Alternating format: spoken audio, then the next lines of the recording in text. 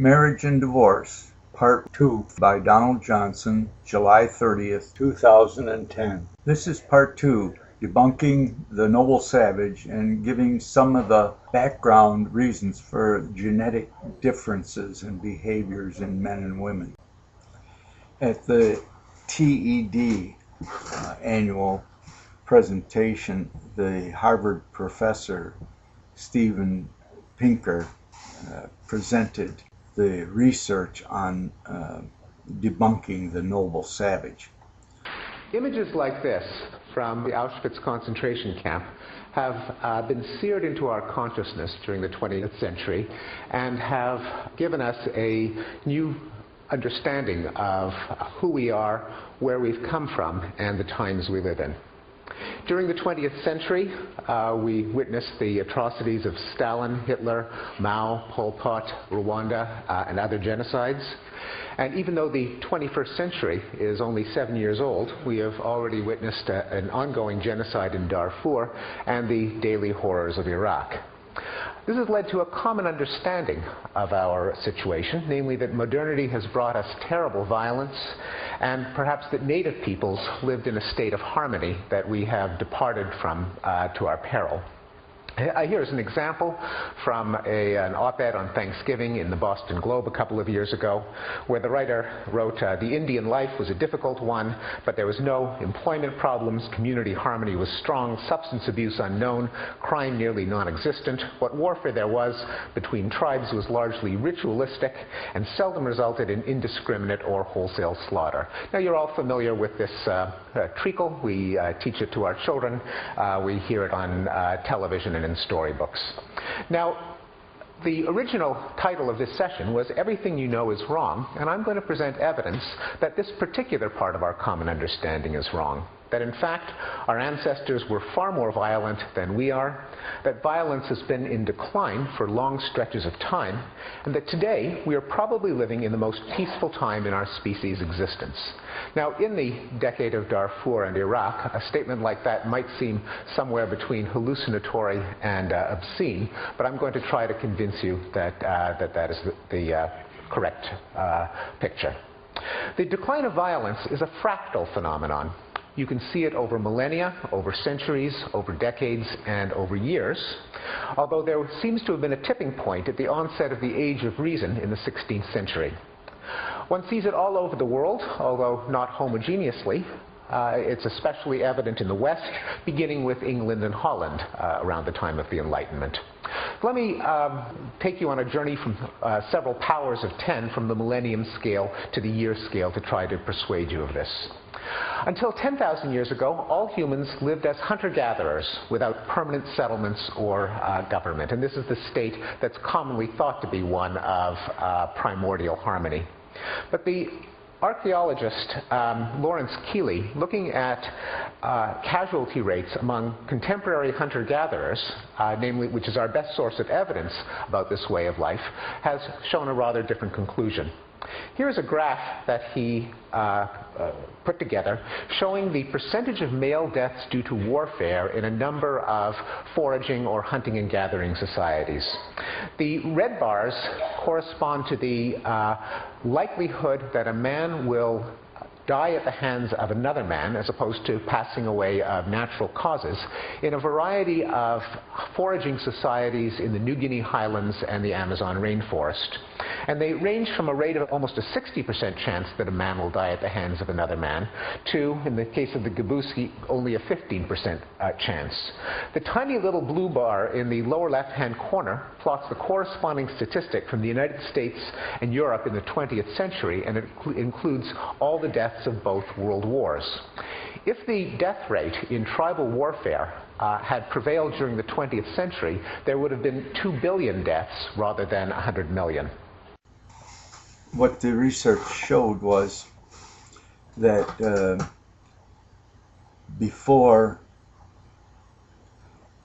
modern civilization, when large armies produced large kingdoms to protect the people within, that tribal warfare was a harsh reality, that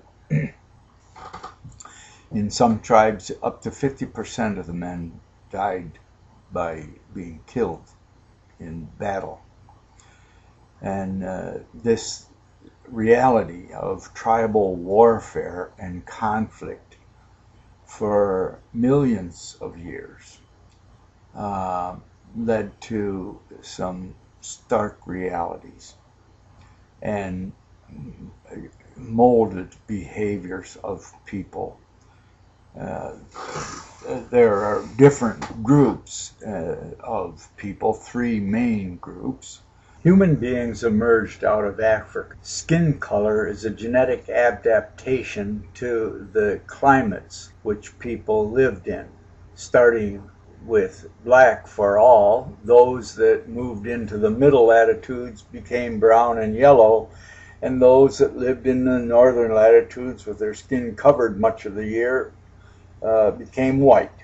There's also other genetic adaptations in terms of the differences between men and women due to all this conflict.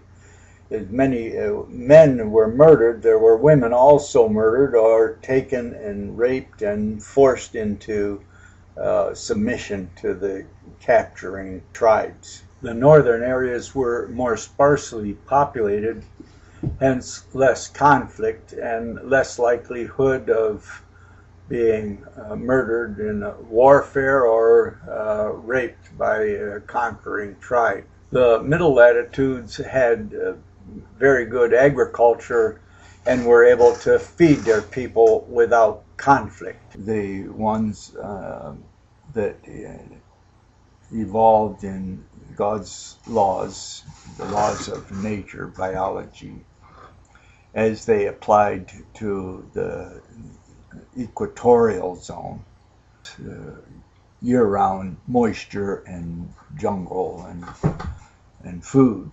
And another set of behaviors developed is the temperate zone, where there was plenty of vegetation and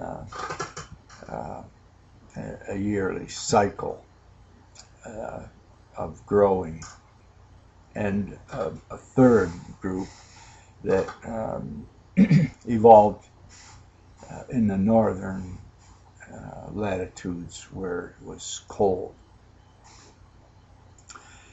The three basic groups, tribal hunting and gathering in a environment around the equator, led to stability of tribes in conflict and tribal leaders, and the range of these things could only go so far, and then there was a border in the next group. But in the farming areas, like in China and the Fertile Crescent, tribal development with conflict at certain areas being peaceful. There was long periods of conflict, but eventually ending up in after the time of what we would recall as Abraham, they were then building larger and larger kingdoms in areas wherein there was no warfare within that kingdom, leading to the Greek Empire and the Roman Empire. At the time of Jesus, it was safe to walk the streets and preach, and the same for what was then Armenia, now Turkey. But it was safe in those days to go and preach. Now it's not safe to go on the street in Turkey. It's 99% Muslim. The Christians have been either murdered, driven off, or converted. This ends part 2. Part 3 gets deeper into the differences between male and female and their effect on living together.